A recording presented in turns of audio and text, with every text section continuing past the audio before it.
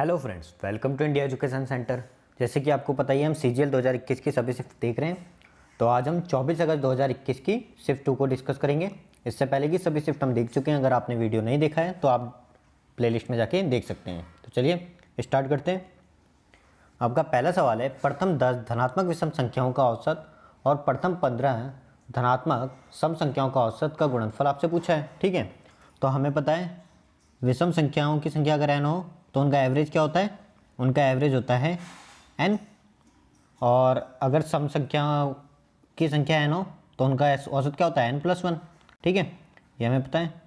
तो यहाँ पे विषम संख्याओं की संख्या कितनी है? 10। ठीक है, तो यानी उनका औसत भी कितना हो जाएगा? 10। और सम संख्याओं की संख्या कितनी है? 15। तो उनका औसत कितना हो जाएगा? 15 + 1 यानी 16। तो कितना हो जाएगा ये? 160। तो आपका आंसर भी कितना हो जाएगा? 160। ठीक है, नेक्स्ट क्वेश्चन देख लेते हैं। नेक्स्ट क्वेश्चन है, एक दुकानदार किसी वस्तु को अंकित मूल्य के 4/5 पर भाग पर बेचता है और उसे 3 से 1/3% की हानि होती है। यदि वह वस्तु को अंकित मूल्य पर बेचता तो उसका प्रतिशत लाभ ज्ञात करना है। तो अंकित मूल्य का 4/5 पे बेच रहा है, यानी SP और मार्क प्राइस का रेशियो क्या हो जाएगा? अगर मार्क प्राइस 5 है तो SP कितना हो जाएगा आपके पास? 4। अब वो कह रहा है अगर वह 4 पे बेचता तो उसे 3 से 1/3% की हानि होती है। तो इसको परसेंटेज को फ्रैक्शन में चेंज करेंगे तो कितना हो जाएगा? 10/3 गुणा 100 यानी 1/30। ठीक है, तो 1/30 हो गया। तो एक का लॉस हो रहा है, तो यानी SP कितना रहा होगा आपका? 29 और CP 30। तो यानी SP और CP का रेशियो 29:30 हो जाएगा। तो लेकिन आपको SP कितना दिया हुआ है? 4। तो CP कितना हो जाएगा? CP हो जाएगा आपका 4/29 गुणा 30, यही हो जाएगा आपका CP। ठीक है, और मार्क प्राइस दे रखा है आपको 5। तो आपको यही पूछा है अगर वो 5 पे बेचे तो उसको प्रॉफिट कितना होगा? तो देख लेते हैं। तो ये कितना हो जाएगा आपका? CP और MP का रेशियो 5। ठीक है, काट ले, 5 6 का 30, तो कितना हो गया? 24:29। ठीक है, 24:29 हो गया, यानी 24 की वस्तु को 29 पे बेच रहा है। तो बेनिफिट कितना का हो रहा है उसको? 5 का। और 5 24 का कितना परसेंट है? तो 5 24 का कितना परसेंट है, यही निकालना है आपको। तो हम देखें तो इसका अगर हम 10% देखें तो 2.4 आ जाएगा। 20% 4.8, यानी 20% से थोड़ा सा ज़्यादा। तो थोड़ा सा ज़्यादा यानी लगभग 21%। क्योंकि अगर इसका आप 1% निकालोगे 2.4 का तो 0.24 आएगा। वही तो आएगा 0.24। तो ऐड करोगे तो 0.24, तो कितना हो जाएगा ये? 0.24 ऐड करोगे तो हो जाएगा आपका 5.04, यानी लगभग 21%। ठीक है, नेक्स्ट देख लेते हैं। ये कह रहा है 3 किलोमीटर प्रति घंटे की चाल से चलने वाला एक व्यक्ति किसी वर्गाकार मैदान की विकर्णते 5 मिनट में पार करता है। तो मैदान का क्षेत्रफल पूछा है। ठीक है, तो 5 मिनट में 3 की स्पीड से कितनी दूरी तय करेगा? तो 3 किलोमीटर प्रति घंटे को आप मीटर पर सेकंड में चेंज कर लो, तो 3 × 5/18। और टाइम क्या है आपका? 5 मिनट, यानी इसको सेकंड में चेंज कर ले क्योंकि मीटर पर सेकंड है, तो गुणा 60। ठीक है, यही हो जाएगा आपका। काट ले, 3 6 18, 6.60 यानी 250 मीटर। लेकिन ये 250 मीटर क्या है? वर्गाकार मैदान के विकर्ण की लंबाई है। ऐसी तो है ये विकर्ण। अगर ये कोई वर्ग है तो इसकी लंबाई आपको कितनी दे दी? 250 मीटर। अब हमें पता है विकर्ण क्या होता है? √2a। अगर ये a है भुजा तो √2a होता है। तो √2a की वैल्यू कितनी दी है आपको? 250। तो आपको पूछिए कितना है मैदान का क्षेत्रफल, तो यानी a² की वैल्यू क्या हो जाएगी? 250 का स्क्वायर बट्टे में √2 का स्क्वायर यानी 2, यही होगा। तो 250 का स्क्वायर आ जाएगा कितना आपका? 6 2 5 625 00 बट्टे में 2, काट लेंगे तो कितना आ जाएगा आपका? ये तो आंसर हो नहीं सकता क्योंकि 62,500 का आधा कितना हो जाएगा? 31,250। तो 31,250 ही आंसर है। ठीक है, बाकी सारे वैसे भी कट जाएंगे, इतनी कम वैल्यू होगी नहीं। 31,250। नेक्स्ट आंसर देख लें। sin² 60 + cos² 30 - sin² 45 - 3 sin² 90 की आपसे वैल्यू पूछिए। तो हमें सबकी वैल्यू पता ही है, 60 डिग्री 30 डिग्री या 45 और 90 सबकी। तो रख लेते हैं डायरेक्ट वैल्यू। sin² 60 की वैल्यू क्या हो जाएगी आपकी? √3/2 का होल स्क्वायर यानी 3/4 प्लस cos² 30 भी 3/4 माइनस sin² 45 की वैल्यू कितनी हो जाएगी? 1/2 माइनस sin 90 की कितनी होती है? 1। तो 3 हो जाएगा, यही आएगा। तो आंसर तो नेगेटिव आएगा, तो पॉजिटिव वाला तो आंसर हो नहीं सकता। सॉल्व कर लें। 3/4 प्लस 3/4 कितना हो जाता है आपका 3/2 माइनस 1/2 माइनस 3। तो 3/2 में से 1/2 जाएगा तो आपका कितना बच जाएगा 1, 1 माइनस 3 यानी -2। यही आपका आंसर है। ठीक है, नेक्स्ट क्वेश्चन देख लेते हैं। अब ये कह रहा है साइन स्क्वायर थीटा बराबर 2 साइन थीटा -1, तो 1 plus cosec theta 1 minus cos theta की वैल्यू पूछिए। और आपको इसने मेंशन कर ही दिया है, थीटा की वैल्यू 0 या 90 भी हो सकती है और उसके बीच में भी हो सकती है। तो हमें दिख रहा है थीटा बराबर 90 पे सेटिस्फाइड हो जाएगा। थीटा बराबर 90 पे ये 1, 2 माइनस 1 बराबर 1 बराबर 1, तो यानी 90 बराबर सेटिस्फाइड है। वैल्यू रख दें सीधा 90 डिग्री। कॉसेक 90 आपकी 1 और कॉस 90 की वैल्यू 0 होती है, तो कितना आ जाएगा आपका आंसर 2। ठीक है, नेक्स्ट क्वेश्चन देख लेते हैं। ये कह रहा है अतुल 12,000 की राशि उधार लेता है और पहले वर्ष के अंत में 4800 रुपये और दूसरे वर्ष के अंत में 9240 का भुगतान करके इसे चुकाने के लिए तैयार होता है, तो वार्षिक चक्रवर्ती ब्याज की दर आपसे पूछिए। तो हम इसको बाय ऑप्शन देख लें तो ज़्यादा जल्दी हो जाएगा, क्योंकि हमें पता है 9240 किसका होता है 9 और 4 13 और 11, यानी 11 का मल्टीपल है।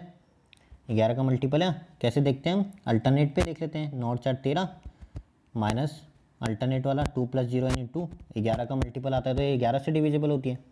तो यानी पॉसिबल है कि जो आपका रेट दिया होगा उसकी फ्रैक्शन वैल्यू में 11 बना होगा। यानी जैसे अगर 10% रेट मानी हमने तो 1/10 होगी, 10 से 11 हुई होगी, तो 11 का मल्टीपल। ठीक है, तो हमारे पास ऑप्शन में है 10% के, तो 10% पे चेक कर लेते हैं सबसे पहले। ठीक है, तो 10% मानी तो 10/11। अब 11 की वैल्यू कितनी दे रखी है आपको 9240, तो 10 की वैल्यू कितनी हो जाएगी काट लें, तो ये कितना गुना हो जाएगा गुणा 11 8 88 और 11 चौक 44 यानी 840 बार। तो यानी 10 की वैल्यू कितनी रही होगी 8400। ठीक है, अब ये 8400 है और ये क्या है दूसरे वर्ष के अंत में, तो यानी स्टार्टिंग में 8400 रही होगी और उससे पहले 4800 चुका दी, तो यानी 8400 प्लस आप क्या कर लो ये 4800 ऐड कर लें इसमें, तो 0 0 8 4 12 की 2 कैंसिल, 1 8 4 12 और 1 13 यानी 132,000। यानी पहले वर्ष के अंत में इतनी वैल्यू थी, उसमें से इतनी चुकाने पर आपकी 8400 बची थी। ठीक है, तो पहले वर्ष के अंत में इतनी थी, तो यानी ये किसकी वैल्यू हो जाएगी 10/11 अगेन, तो 10/11, तो 11 की वैल्यू है तो 10 की वैल्यू फाइंड आउट कर लोगे, कितने गुना है ये गुणा 12, तो 10 भी कितना गुना होगा गुणा 12, तो आपका आंसर क्या हो जाएगा 12,000। इसका मतलब बाय ऑप्शन हमने क्रॉस चेक कर लिया कि 10% पे ठीक हो रहा है, तो 10% ही आपका आंसर होगा। बाकी ऑप्शन हम इसलिए नहीं रखे क्योंकि हमें पता है ये 11 का मल्टीपल बन रहा है, तो हमारी पॉसिबिलिटी सबसे ज़्यादा 11 पे। इन केस अगर ये 10 पे सेटिस्फाइड नहीं करता तब हम चेक करते, बट ये 10 पे ही सेटिस्फाइड कर गया और ऑप्शन था हमारे पास, तो यही आंसर होगा। ठीक है, नेक्स्ट देख लेते हैं। ये कह रहा है 18 पुरुष किसी कार्य को 14 दिन में पूरा कर सकते हैं। 3 महिलाएं 2 पुरुषों के बराबर कार्य कर सकती हैं। 5 पुरुष और 6 महिलाएं कार्य शुरू करते हैं और 4 दिन के बाद कार्य करते हैं, 4 दिन तक कार्य करते हैं। इसके बाद समूह में 3 और पुरुष शामिल हो जाते हैं, तो कार्य कुल कितने दिनों में पूरा होगा। तो सबसे पहले हम इसकी एफिशिएंसी निकाल लेंगे दोनों की। तो यहाँ पे कह रखा है 3 महिलाएं 2 पुरुषों के बराबर है, यानी 3 महिलाएं आपकी किसके बराबर है 2 पुरुषों के बराबर है, यानी महिला अपन पुरुष का रेशियो बन जाएगा, यही इनकी एफिशिएंसी होगी, कितने का बन जाएगा 2/3 का। ठीक है, अब ये क्या कह रहा है टोटल वर्क आप निकाल लोगे यहाँ से, टोटल वर्क निकल जाएगा 18 पुरुषों का, तो 18 पुरुष, तो ये आपका टोटल वर्क हो जाएगा। टोटल वर्क 18 पुरुष कितने दिन तक काम कर रहे हैं 14 दिन तक। ठीक है, 14 दिन तक काम कर रहे हैं 18 पुरुष और इनकी एफिशिएंसी कितनी मानी है अपन ने 3, तो गुणा 3, ये आपका टोटल वर्क होगा। फिर ये कह रहा है आपको 5 पुरुष और 6 महिलाएं कार्य 4 दिन तक करते हैं, तो काम कितना रिमेनिंग बच जाएगा, इसमें से इनका माइनस कर लेंगे, तो ये हो जाएगा 18 गुणा 14 गुणा 3, ये तो आपका टोटल वर्क है। इसमें से ये 4 दिन का काम हटा दें, तो 4 दिन का काम किसने कराया ये 5 पुरुष, तो 5 पुरुष और इनकी एफिशिएंसी क्या है आपकी 3, तो 5 गुणा 3 की एफिशिएंसी से क्या होगा, और 6 महिलाएं प्लस 6 गुणा महिलाओं की एफिशिएंसी कितनी है 2, तो गुणा 2, तो इतना काम कर लिया और ये रिमेनिंग रहा। और इस रिमेनिंग काम को कौन कर रहा है, इसके बाद 3 पुरुष और आ गए, यानी अब कितने पुरुष हो गए, पहले 5 थे अब 3 आ गए, तो 8 पुरुष क्या एफिशिएंसी से कर रहे हैं 3 की एफिशिएंसी से, और महिलाएं तो आपकी वही हैं 6, तो प्लस 6 गुणा 2 यही आएगा। तो इनको सॉल्व कर लें, तो सॉल्व करोगे तो कितना आ जाएगा आपका, तो ये आ जाएगा 18 गुणा 14 गुणा 3 ऊपर माइनस ये हो जाएगा 4 गुणा ये तो हो गया 5 या 15 और 12 कितना हो गया आपका 27 और बट्टे में कितना बन जाएगा आपका, बट्टे में आपका बन जाएगा 8 या 24 और 6 दूनी 12 36 हो जाएगा। काट ले तो दिख रहा है किसके पार्ट से कट रहा है, 9 के पार्ट से कट जाएगा तो ये 9 दूनी 18 9 चौक 36 और 9 तिया 27, 4 के पार्ट से भी कट जाएगा, हाँ 4 एकम 4 और ये 2 और ये आपका आ जाएगा 7, क्योंकि इसमें से 2 कॉमा लिए तो 4 बन गया और 7 बन गया, तो ऊपर कितना बन गया 7 ते 21 माइनस 3 तो ये कितने हो गए 18 दिन, यानी रिमेनिंग काम उसने 18 दिनों में कर लिया। और इससे पहले हम जानते हैं इन्होंने 4 दिन तक पूरा काम किया था, तो प्लस 4 दिन हो जाएंगे तो टोटल वर्क कितने दिनों में हो जाएगा आपका 22 दिनों में, तो ये आपका आंसर हो जाएगा। ठीक है, नेक्स्ट क्वेश्चन देख लेते हैं। केंद्र O वाले वृत्त में AB जीवा है जिसकी लंबाई 10 सेंटीमीटर है। बिंदु A और B पर खींची गई स्पर्शरेखाएं वृत्त के बाहर बिंदु P पर प्रतिच्छेद करती हैं। यदि OP बराबर ट्वाइस ऑफ OA है तो AP की लंबाई आपसे पूछिए, तो बना लेते हैं। तो ये ऐसा आपका कोई सर्किल है, ठीक है, जिसमें क्या है आपके 2 पॉइंट मान लिया हमने A और 1 पॉइंट मान लिया आपका B, ठीक है। अब ये कोई बाहर से पॉइंट है जो AP और BP पर काट रहा है, ठीक है। और अगर हम इसको सेंटर मान ले हो तो यहाँ पे आपका सेंटर हो जाएगा वो, ठीक है। तो ये क्या कह रहा है OP बराबर ट्वाइस ऑफ OA, तो ये आपका OA हो जाएगा। ये कितना है मान ले हम 1 मान ले, तो OP कितना हो जाएगा आपका 2, यही होगा। और ये क्या कह रहा है AB की लंबाई दे दी आपको, AB की लंबाई आपको दे रखी है 10, तो अगर AB की लंबाई अगर 10 दे रखी है तो हमें पता है ये 90 डिग्री होता है। केंद्र द्वारा जीवा पर डाला गया लंब 2 बराबर भागों में बांट देगा 5-5, ठीक है। और हमें ये भी पता है कि ये भी 90 डिग्री होता है, स्पर्शरेखा पर जो पॉइंट होता है केंद्र पर 90 डिग्री बनाता है, ठीक है। तो हम इसको सेंटर मान लेते हैं, इस पॉइंट को थीटा मान लें, ठीक है। तो अब हम देखेंगे और इस पॉइंट को एक्स मान लो, ठीक है।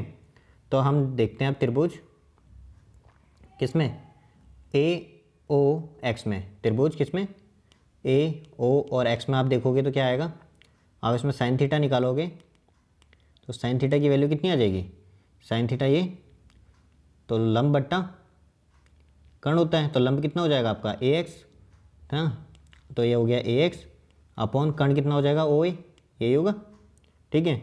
और अगर हम त्रिभुज किस में देखें अब OAP में देखें साइन थीटा, तो वो कितना हो जाएगा साइन थीटा, इसके लिए OAP के लिए कौन सा हो जाएगा लंब AP, तो AP अपॉन कर्ण क्या हो जाएगा OP, तो कर्ण कितना हो जाएगा आपका OP, ठीक है।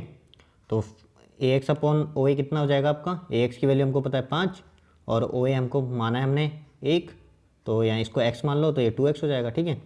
तो इसको x मान लिया 5/x और AP हमको फाइंड आउट करना ही है, तो साइन थीटा बराबर रख सकते हैं दोनों को, तो AP अपॉन OP की वैल्यू हमको पता है 2x और ये किसके बराबर हो जाएगा 5/x के, तो यहाँ से AP कितना निकल जाएगा आपका, x से तो x कट जाएगा तो AP कितना आ जाएगा आपका 10, ठीक है। तो यही आपका आंसर हो जाएगा। नेक्स्ट देख लेते हैं।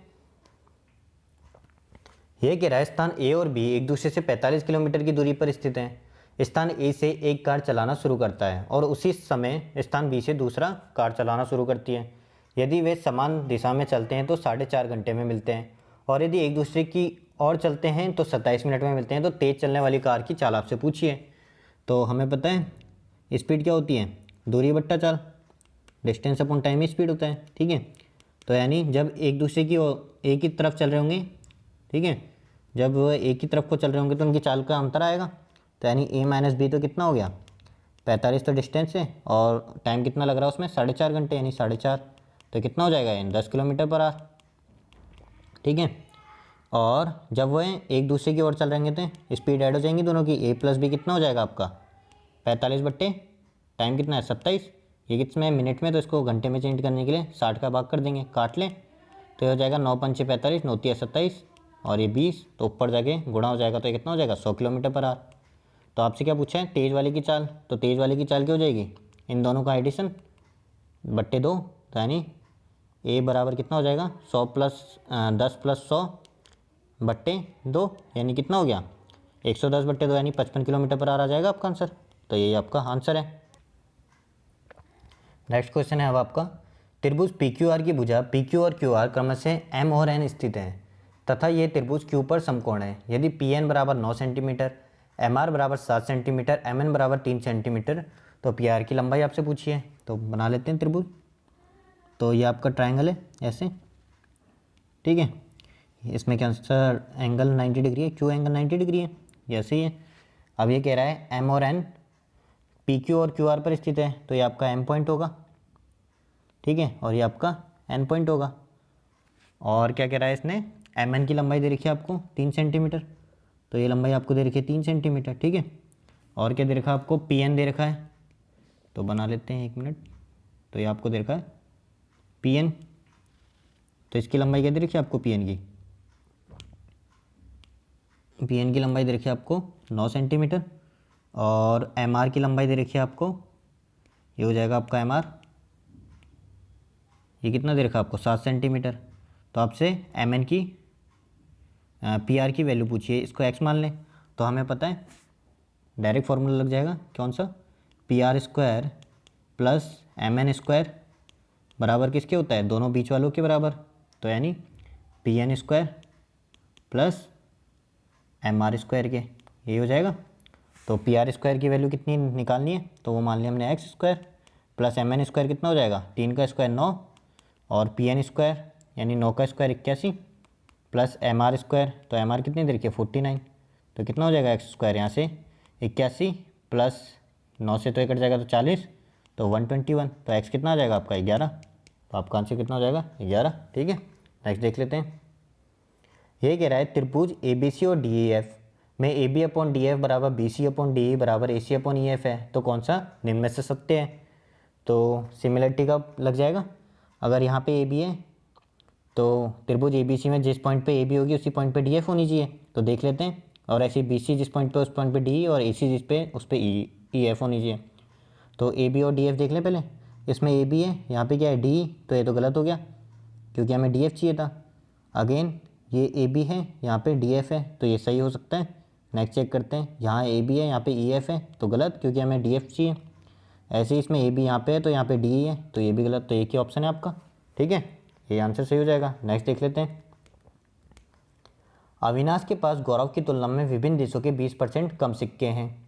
गौरव के पास चेतन की तुलना में ऐसे 40% अधिक सिक्के हैं, तो चेतन के पास सिक्कों की संख्या अविनाश के पास सिक्कों की संख्या से कितने प्रतिशत कम है। तो देख लेते हैं। तो ये कह रहा है अविनाश के पास गौरव से 20% कम है, तो 20% की फ्रैक्शन वैल्यू क्या होती है 1/5। तो अगर गौरव के पास 5 है तो अविनाश के पास कितने रहे होंगे 4, ठीक है, 1/5 कम है। और गौरव के पास चेतन की तुलना में 40% से अधिक सिक्के हैं, तो अगर चेतन के पास 10 सिक्के हैं तो इसके पास कितने रहे होंगे 14, यही होगा। तो आपको क्या पूछा है, चेतन के पास अविनाश के, चेतन और अविनाश का पूछा है, तो बना लेते हैं इनको। तो इसको 14 पंजे 70, तो ये तो हो जाएगा 70, और ये कितना हो जाएगा 14 चौक 56, और ये 5.50, यही बनेगा। तो इसके पास कितने कम सिक्के हैं ये पूछा है, तो कितने कम है 6, कितना परसेंट हो जाएगा 5.6 का, तो यानी 6/5.6 गुणा 100। अब चूँकि आपके ऑप्शन पास पास हैं तो ये तो होगा नहीं, तो 1 2 3 तीनों ऑप्शन पास पास हैं, तो हम देख लेते हैं। इसका 10% निकालेंगे पहले, 56 का 10% निकालोगे तो कितना आ जाएगा 5.6। अब हमें कितना और चाहिए 0.4 और चाहिए 6 बनाने के लिए, तो 0.4 चाहिए। तो हम देख लेते हैं इसका, पहले 0.1% देख लें, तो 0.1% कितना हो जाएगा 0.056, ठीक है। तो हम 5 6 और 7 है, तो हम बीच वाली मिडिल टर्म देख लें, मिडिल टर्म के बेस में सबसे ईजी रहता है, तो 6% निकालेंगे तो इसका 0.6% कितना हो जाएगा 6 36 की 6 क्या हासिल 3, 6 पंजे 30 और 3 33 3, तो 0.336 होगा। लेकिन हमें चाहिए कितना था 0.4, तो 0.4 से कम है, तो कम है तो इसका मतलब 10.6 वाला नहीं होकर 10.7 वाला होगा, ठीक है। ऐसे ही ज़्यादा होता तो 10.7 वाला नहीं होकर 10.5 हो जाता, ठीक है। तो इसलिए हमने बीच वाली पे चेक कर लिया, तो हमारा आंसर क्या हो जाएगा 10.7। नेक्स्ट देख लेते हैं। यदि x - 2/x की वैल्यू 15 है तो x² + 4/x² की वैल्यू आपसे पूछिए, तो हमें पता है x² + 4/x² क्या हो जाएगा x - 2/x का होल स्क्वायर, यानी 15 का स्क्वायर प्लस 2ab, ठीक है। तो वो कितना हो गया आपका, x से तो x कर गया, तो 15 का स्क्वायर कितना हो गया 225 + 4, यानी 229 आपका आंसर हो जाएगा। ए प्लस बी का होल स्क्वायर फॉर्मूला लगा दिया ना। नेक्स्ट देखते हैं।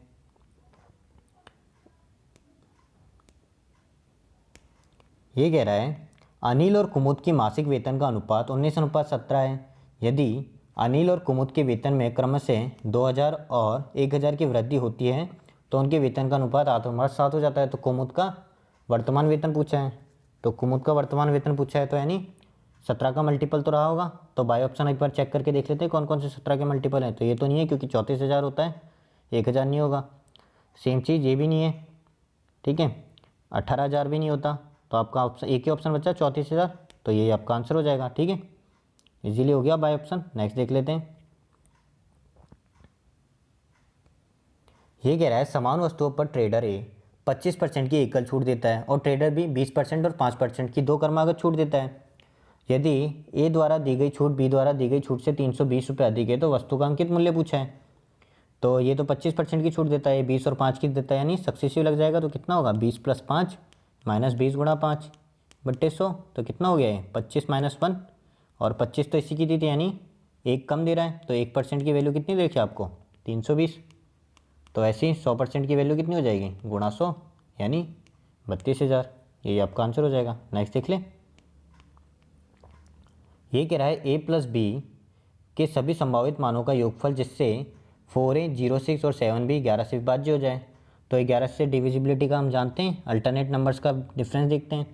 तो ये तो कितना होगा 4 + 0 + 7 यानी कितना हो गया 11। और यहाँ पे कितना हो गया a + 6 + b यानी 6 + a + b, यही हो जाएगा।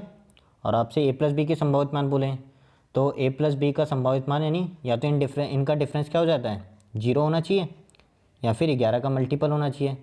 ठीक है, तो हम देख लेते हैं। अगर ये वैल्यू 11 है तो ये इसको 11 बनाने के लिए a + b कितना होगा 5 होगा। ठीक है, एक तो 5 हो सकता है, एक इनका डिफरेंस 11 करने के लिए उसको क्या बना दें हम a + b + 6 को 22 बनाना होगा। तो हमारे पास 6 है तो a + b की दूसरी वैल्यू क्या हो जाएगी 16 हो जाएगी। तो जिससे ये 22 बन जाएगा, 16 आने पर ये 22 बन जाएगा। इनका डिफरेंस कितना आ जाएगा 11 का। तो आपके दो वैल्यू पॉसिबल हो गई 5 और 16। तो आपका आंसर क्या हो जाएगा 21। ठीक है, तो नेक्स्ट देख लेते हैं। और इसमें एक बार ये भी ध्यान रखना है कि यहाँ पे 11x का मल्टीपल होता है। हाँ, अगर इनका डिफरेंस अगर 22 हो जाए, जैसे 11 ब्रैकेट में 6 + a + b का डिफरेंस मान लो 22 हो जाता, तभी भी ये 11 का मल्टीपल होता। पर यहाँ पे 22 पॉसिबल नहीं है क्योंकि 6 तो ये है। अब इसको 22 का डिफरेंस लाने के लिए यानी इस वैल्यू को 33 बनाना पड़ेगा, तभी तो 22 का डिफरेंस आएगा। तो उस केस में ये तो 6 हो गया। तो यानी a + b आपके कितने रहे होंगे, तो आप कहेंगे 27। a + b की वैल्यू 27 होगी। पर हमें पता है a और b क्या होते हैं आपके, ये a b लिखा है तो इसका इंडिविजुअल मान होता है सबका। तो इंडिविजुअल वैल्यू मैक्सिमम ही 9 पॉसिबल होती है। तो 9 9 का एडिशन 18, इससे मैक्सिमम कभी हो ही नहीं सकता, इसलिए हम 27 वाला कंसीडर ही नहीं करेंगे। तो ये गलत हो जाएगा। ठीक है, इसलिए हम यही दो वैल्यू कंसीडर कर रहे हैं। तो आंसर क्या हो जाएगा 21। ठीक है, आगे देख लेते हैं। केंद्र O वाले एक वृत्त पर बिंदु A, B और C इस प्रकार है कि एंगल BOC बराबर 84 डिग्री है। यदि AD तक AC को इस प्रकार बढ़ाया जाए कि BDC बराबर 40, तो एंगल ABD की वैल्यू आपसे पूछी है। तो बना लेते हैं हम इसको। ये आपका एक सर्किल है। ठीक है, इसमें कह रहा है A, B और C आपके 3 पॉइंट हैं। ठीक है, और वह इस प्रकार है कि बिंदु D तक AC को बढ़ा रहे हैं। आप D को AC तक बढ़ा लो इस पॉइंट तक कि एंगल B, D और C इसकी वैल्यू दे रखी है आपको कितनी 40 डिग्री। ठीक है, तो एंगल ABD की वैल्यू आपसे पूछी है, BDC की दे दी, और AB और D की वैल्यू आपसे पूछी है, इसकी वैल्यू पूछी है। ठीक है, तो हम इसमें सेंटर मान लेते हैं पहले। तो हमने मान लिया क्योंकि इसमें कहीं नहीं लिखा हुआ AC, आपको व्यास मान लो, क्या दिक्कत है, क्वेश्चन इजीली सॉल्व हो जाएगा। अगर हम AC को व्यास मान लें तो, क्योंकि क्वेश्चन में कोई भी अपनी स्टेटमेंट ब्लेस नहीं हो रहा, तो हम इसको AC को व्यास मान सकते हैं। तो ये एंगल कितना हो जाएगा आपका 90 डिग्री। ठीक है, ये 90 डिग्री हो जाएगा। और आपको एंगल BOC भी दिया हुआ है। एंगल BOC कितना दे रखा आपको 84 डिग्री, 84 डिग्री दिया है। तो ये दोनों एंगल कितने कितने के हो जाएंगे आपके, ये दोनों एंगल कितने कितने के हो जाएंगे। अगर ये 84 है तो 48 48 के हो जाएंगे, तो एंगल भी 48 डिग्री हो जाएगा और ये एंगल भी आपका 48 डिग्री हो जाएगा। ठीक है, तो आपको angle A B D find out करना है, तो इसके लिए हम ये वाला एंगल निकालना पड़ेगा, ये वाला एंगल निकालना पड़ेगा। ठीक है, तो हम देख लेते हैं इस एंगल को। तो ये एंगल प्लस ये एंगल एक्सटीरियर एंगल है, इसके लिए इन दोनों का एक्सटीरियर एंगल है ये, तो इन दोनों का एडिशन 48 रहा होगा, तो ये एंगल कितना डिग्री हो जाएगा 8 डिग्री, क्योंकि ये 48 है 40 ये है, तो ये कितना होगा 8 डिग्री, तो ये एंगल निकल गया। अब आपको ए बी डी पूछा है, तो एंगल ए बी डी ये वाला पूछा है, ये हमारे पास 8 है, ये हमको पता है 90 है, तो ये पूरा कितना हो जाएगा ए बी डी 90 + 8, 90 डिग्री + 8, तो 98 डिग्री आंसर हो जाएगा। ठीक है, तो इजीली हो गया। नेक्स्ट क्वेश्चन देख लेते हैं। अब ये कह रहा है व्यंजक 5a⁻6 - b⁻6 और ऐसे आगे व्यंजन दिया हुआ है आपको, और नीचे भी आपको समीकरण दिया है, इसकी वैल्यू पूछिए। तो हम जानते हैं एक फॉर्मूला, क्या, यदि अगर a³ + b³ + c³ बराबर 3abc होता है, कब, यदि a + b + c बराबर 0। ठीक है, ये फॉर्मूला होता है। तो आप देखोगे तो ये प्लस ये 0 बन जाएगा, तो ये ऊपर से तो 5 तो कॉमन ले लिया, तो कितना बन गया अंदर, ये 0 बन गया, तो 3a⁻6 - b⁻6 ब्रैकेट में b⁻6 - c⁻6 और ऐसी कितना हो गया c⁻6 - a⁻6। ठीक है, नीचे देखें तो नीचे भी 2 कॉमन आ गया सब में से, और सेम ये प्लस ये 0 हो जाएगा आपका, तो इनका क्या बन जाएगा 3a³ - b³ और b³ - c³ और c³ - a³, ये बनेगा। ठीक है, तो हम जानते हैं अब इसमें एक a - b का a² - b² का फॉर्मूला लगा दें, तो इसके 2 पेयर बन जाएंगे। अब इसमें 2 पेयर क्या बन जाएंगे, इसको हम कैसे लिख सकते हैं, a³ + b³ ब्रैकेट में a³ - c³ a³ - b³, ये लिख सकते हैं कि, और 3 से तो 3 कट गया, तो a³ - b³ वाली टर्म से a³ - b³ कट जाएगी, ऐसी ये भी कट जाएगी, ये भी कट जाएगी, तो हमारे पास पॉजिटिव वाली टर्म बचेगी। तो हमारे पास क्या बचेगा 5/2 ब्रैकेट में a³ + b³ ब्रैकेट में b³ + c³ और तीसरी टर्म क्या बच जाएगी c³ + a³, ये हमारा आंसर हो जाएगा। तो हमारा आंसर कौन सा हो जाएगा 4। ठीक है, नेक्स्ट देख लेते हैं। अभी आपका सिंप्लीफिकेशन का क्वेश्चन है, तो सॉल्व कर लेते हैं। तो पहले काट लें, तो ये गुणा का साइन है, तो यहाँ पे गुणा हो जाएगा। पहले ये वाली वैल्यू सॉल्व होगी आपकी, तो कितना हो जाएगा 2 × 5 = 10। ठीक है, तो ये कितना हो जाएगा 7/12 गुणा 5 × 3, यही होगा। ठीक है, आगे इससे 3 × 9 कट ही जाएगा, 5 दूनी 10 कट जाएगा आपका, तो ये कितना बच जाएगा आपका -3/2। और यहाँ पे देखें तो यहाँ पे गुणा का साइन हो जाएगा, ये ब्रैकेट हो जाएगा, तो 3 से 3 कट जाएगा, 2 से 2 कट जाएगा, तो कितना हो जाएगा आपका +5/8 गुणा 2 ऊपर चल जाएगा, भाग को गुणा में चेंज करेंगे तो कितना हो गया 5/4।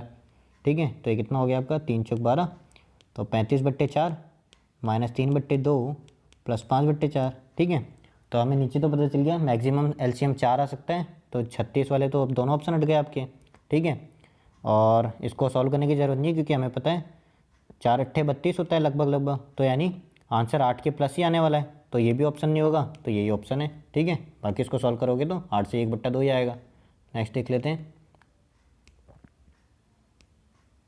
ये कह रहा है यदि y = 2x + 1 तो 8x³ y³ + 6x5 की वैल्यू आपसे पूछिए। तो हमें पता है एक समीकरण है, 2 वेरिएबल है, तो एक को 0 मान सकते हैं हम, तो इसको 0 मान लिया। x = 0 मान लोगे तो ये वैल्यू भी 0 हो जाएगी, ये वैल्यू भी 0 हो जाएगी, तो -y³ की वैल्यू चाहिए, और y यहाँ से कितना आ जाएगा 1, तो -y³ कितना हो जाएगा आपका 1 -1, तो यही आंसर हो जाएगा। ठीक है, नेक्स्ट देख लेते हैं। अब ये ट्रिग्नोमेट्री का क्वेश्चन है और हमें इन सब की वैल्यू पता है, तो हम डायरेक्ट वैल्यू पुट कर लेते हैं। तो sec² 60 कितना होता है आपका, sec² 60 आपका हो गया आपका 4, और cos² 45 हो गया 1/2, plus sec cosec square 30 degree की वैल्यू कितनी होती है 4 अपॉन कॉट 30 की वैल्यू होती है आपकी √3। ठीक है, ये हो गई आपकी √3। सेक स्क्वायर 45 की वैल्यू 2 और माइनस कॉसेक स्क्वायर 30 की वैल्यू कितनी होती है आपकी 4 और tan 45 की 1। तो इसको सॉल्व करोगे तो कितना आ जाएगा आपके पास 2 2 4 6 बट्टे में 2√3 माइनस 4। तो 2 कॉमन लेंगे तो कितना बन जाएगा 3 अपॉन √3 माइनस 2, यही बनेगा। इसका अपन रैशनलाइजेशन कर दे तो क्या लिख सकते हैं इसको 3√3 minus 2 into √3 plus 2 upon √3 plus 2, यही लिख सकते हैं। ठीक है, तो ये ऊपर तो कितना बन जाएगा 3 ब्रैकेट में √3 प्लस 2 और ये कितना हो जाएगा 3 माइनस 4 यानी नीचे आ जाएगा -1। तो आपका आंसर क्या हो जाएगा -3 ब्रैकेट में 3 प्लस √2। तो देख लो कौन सा ऑप्शन है। तो ये तो नहीं है, ये भी नहीं है, ये आपका ऑप्शन बन जाएगा -3 ब्रैकेट में 2 प्लस √3। ठीक है, तो ये आपका आंसर है। नेक्स्ट देख लेते हैं। तो यहाँ पे हमारी शिफ्ट खत्म होती है। अगर आपको वीडियो पसंद आई हो तो वीडियो को लाइक शेयर और सब्सक्राइब करना ना भूलें। मिलते हैं नेक्स्ट वीडियो के साथ। Thank you.